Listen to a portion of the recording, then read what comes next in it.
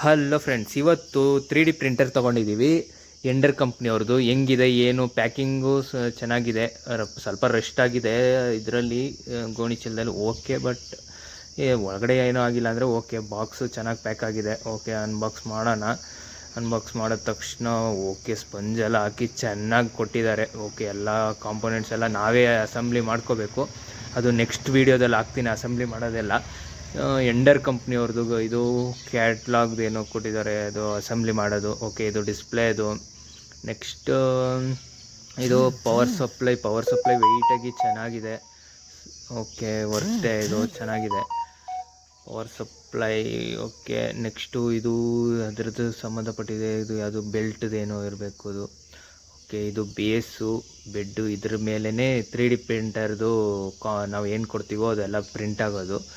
Okay, next motor ಕೊಟ್ಟಿದ್ದಾರೆ. ಇದೆಲ್ಲ assembly ಮಾಡ್ಕೋಬೇಕು ನಾವೇ.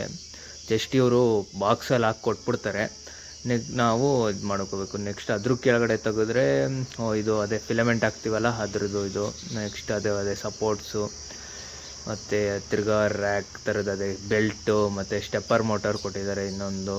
ಓಕೆ, ನೆಕ್ಸ್ಟ್ ಪವರ್ ಕೇಬಲ್ಲು, ಅದಾದಮೇಲೆ ಆಲಂಕಿ ಟೂಲ್ಸು, ಅದು ಸಣ್ಣ ಪುಟ್ಟ ಅದು ಸ್ಪೇರ್ ಪಾರ್ಟ್ಸ್ ಎಲ್ಲ ಇದೆಯಲ್ಲ ಅದು. ಇದು ಬೆಲ್ಟು ಬುಷ್ ಓಡಾಡೋಕ್ಕೆ.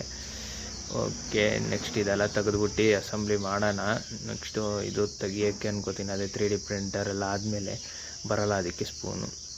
ಇದು ಕೊಟ್ಟಿದ್ದಾರೆ ಮ್ಯಾನ್ಯುವಲ್ಲು. ಓಕೆ, ಹೆಂಗೆ ಇದು ಮಾಡೋದು ಅಂತ ಇವರೇ ಕೊಟ್ಬಿಟ್ಟಿದ್ದಾರೆ ಇದರಲ್ಲೇ ಫುಲ್ಲು. ಇವರೇ ಫಸ್ಟು ಸ್ಟೆಪ್ ಬೈ ಸ್ಟೆಪ್ಪಾಗಿ ಕೊಟ್ಟಿದ್ದಾರೆ, ಚೆನ್ನಾಗಿ ಮಾಡಿದ್ದಾರೆ. Step by stepper ಎಂಡರ್ 3D printer ಹೆಂಗೆ ವರ್ಕ್ ಆಗುತ್ತೆ ಏನು ಅಂತ ನೆಕ್ಸ್ಟ್ ವೀಡಿಯೋದಲ್ಲಿ ಅಪ್ಲೋಡ್ ಮಾಡ್ತೀನಿ. ಬೇಗ ಸಬ್ಸ್ಕ್ರೈಬ್ ಮಾಡಿ ನಮ್ಮ ಚಾನಲ್.